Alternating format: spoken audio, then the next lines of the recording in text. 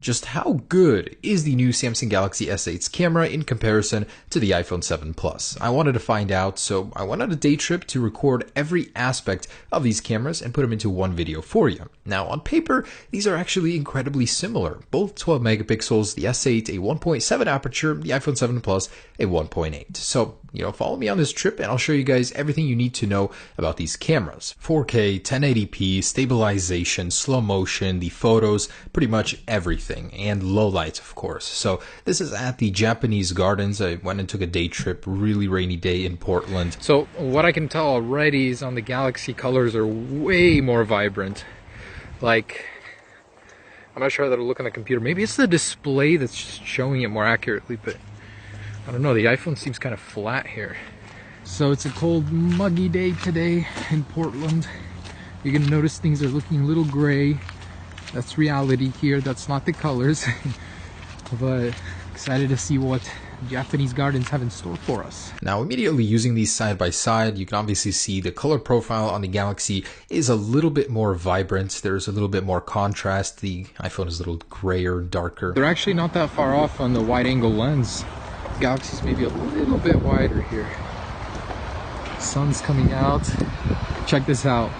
This is what's wrong with the iPhone. Going up to shutter, look at how choppy that is. Apple, how did you not fix that yet? Ouch. Got a gentle breeze going. It's beautiful. So this is where we can really see that this one is a little bit zoomed out. It's got a little bit of a wider field of view. So we're going to take this picture and we're going to do a 2x zoom. See how these look. 1, 2, 3. 1, 2, 3. Whoa, this one seems way more stable. Look at that. The digital stabilizer is actually pretty dang good. This one is like juddery. Take one more. And let's zoom in all the way here on the top portion here. 1, 2, 3. And 1, 2, 3. Whoa, that's actually pretty stable. Doesn't look as good as the iPhones, I think, but it's damn stable. There's this tower. I'm gonna try a little bit faster motion here. I got it, friend. I was doing that. Oh, that's kind of cool. Spooky little tunnel. So this is some motion in 4K. See which stabilizer is working harder here. Wow, Samsung's actually surprising me with how good that is. Just here, I can tell it's definitely more stable. In post-production, that may change on a bigger screen. Wow. I don't know, the iPhone just looks so good here. The Galaxy's kind of like washing out. The colors, though, getting in close here. A little bit sharper on the Galaxy. Watch the Galaxy side very careful. See that glitchiness? I have no idea what that is. Don't ask, but I wanted to see what these cameras looked like underwater. The Galaxy was actually a little bit clearer. It cut through the, what is that, silt in the water, and it was a little bit sharper at further distances, very interestingly enough. Don't actually do this with your phone, though.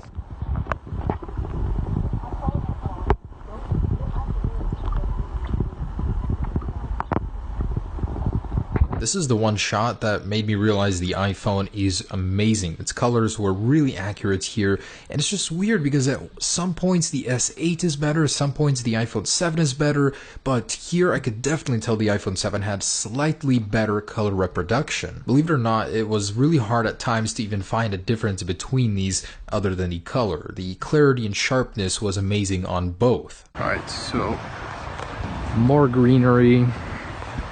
1080p, 60 frames per second. No, not 60, this is 30. Just to give you an idea if the optical image stabilization works any differently here. So, I don't know. It's hard to tell on the cameras themselves because the display is that much better on the Galaxy. Maybe it's showing more than the iPhone is, but what a beautiful area. And this is just stationary panning. To me, it seems like the iPhone's a little smoother at this. I'm not sure why the Galaxy seems a little janky. The color, man, it pops on the Galaxy though. I would say, like, looking at these, true to life, the Galaxy's got to be the winner here.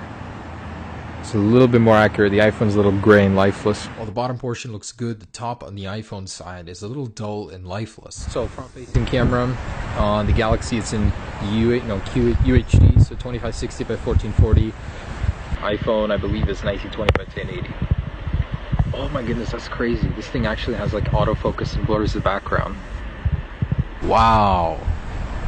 That puts the iPhone to shame, certainly. Like, it does not have that feature. That's crazy. So if I get up here, it focuses on my shoulder, blurs out the background. Cool. Certainly an advantage there. Color-wise, I'd have to give it to the Galaxy again. Looks pretty damn good. Real quick underwater shot here. This is a really dark environment, a little bit spooky, and wow, Samsung Galaxy has so much more detail in this low light. So bright, dark. Wow, that's impressive. So let's take a look under here. Quality underwater. Alright, so let's take a look at the focus here. So moving into a subject, moving out, moving in, out. I mean, both are pretty dang good,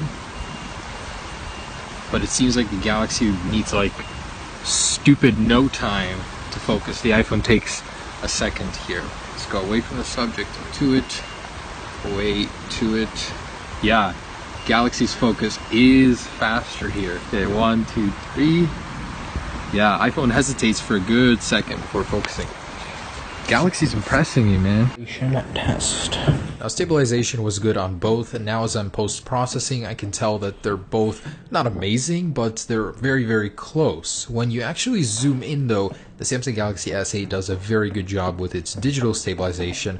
Otherwise, I can't really say one's better than the other. To be completely honest, the decision whether or not to buy the S8 or iPhone shouldn't come down to the camera. They are so close. I mean, just look at this shot alone. Now, getting into the slow motion, just wanted to show you what that's like. The Samsung Galaxy S8 is capable of 720 at 240p, so it looks pretty dang good. They're very similar. Surprisingly, the iPhone crops the video less than the Samsung Galaxy S8, and the resolution, the quality is just a little bit sharper, which is something I definitely noticed.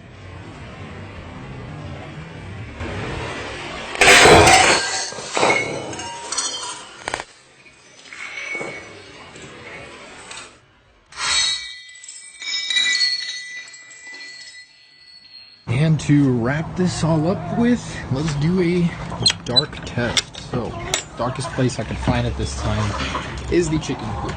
So, let's take a look at these guys. What kind of detail you can see. Oh, don't bite my fingers. The Galaxy seems to have a little trouble focusing here, but wow, that looks pretty damn good. Better than the iPhone.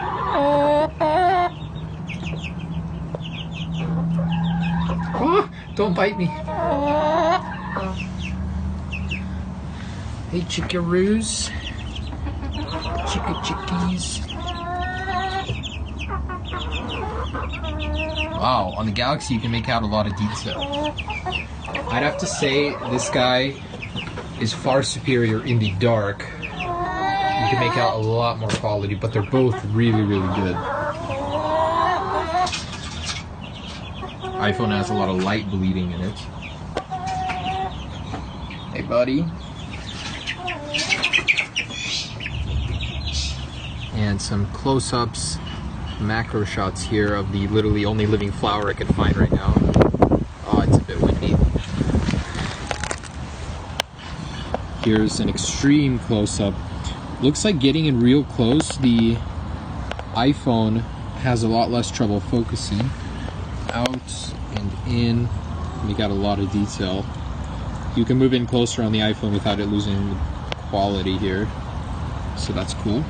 So macro looks good on both. You can get it pretty dang close. And it's the middle of the day, so I don't have a lot of places to go that I can get pitch black, so I'm locking myself in the shed, and with just a little bit of light, Look at that. You can make out way more detail on the Samsung Galaxy, although it does have a lot of noise. If I turn the brightness up on this one, on the iPhone I mean, it doesn't really help either. Huh. Wow, so you can make out so much more detail on the Galaxy in almost pitch black conditions. It's quite amazing. Alright guys, wrapping this up, just wanted to show you some shots.